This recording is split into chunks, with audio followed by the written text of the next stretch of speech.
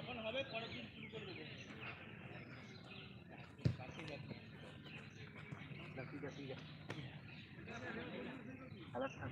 খেলা ঠিক ঠিক বল ধরবো, যেদিকে যাবে বলটা ধরবো।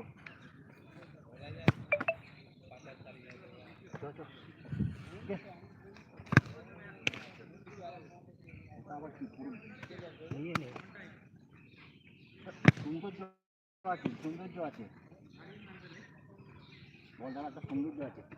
লিং লিং করে ধরছিস,